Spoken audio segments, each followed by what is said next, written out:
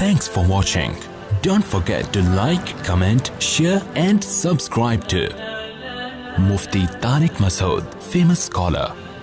جس آدمی نے دنیا میں زیادہ کام کرنا ہے نا, زیادہ تو نہیں کہہ سکتے, علمی کام جس نے کرنا ہے دنیا میں, علمی کام جس نے علمی کام دنیا میں بھائی صفی آپ بیان کے بعد مجھ سے ملیں, کچھ چیزیں فوراً پارسل کرنی پڑتی ہیں, وہ دماغ سے رہ گئیں تو پھر وہ رہ جاتی ہیں, تو میری عادت ہے جو بات دماغ میں آتی ہے نا کرنا ہے, میں فوراً ڈائری میں لکھتا ہوں, اپنے دماغ میں نہیں رکھتا, ٹینشن لینے کا نہیں ہے نا, فوراً ڈائری میں لکھو اس کو. تو ابھی ان کو دیکھ کے مجھے کام یاد آیا, ڈائری جیب میں اس وقت ہوتی نہیں ہے تو وہ پارسل کر دو, سمجھ رہے, اپنے دماغ کو نا انسان خالی رکھے.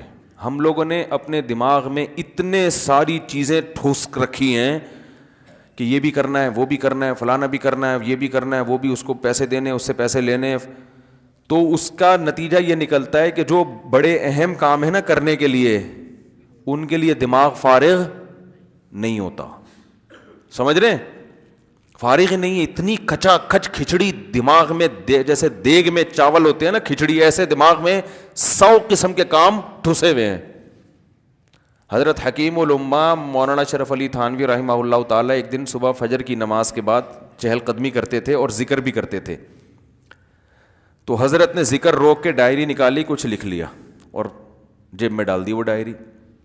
کسی نے پوچھا اتنی کیا پھرتی ذکر کر رہے ہیں اتنے دھیان سے, اور فرمایا کہ میرا دل اس وقت اللہ کی طرف مشغول ہے.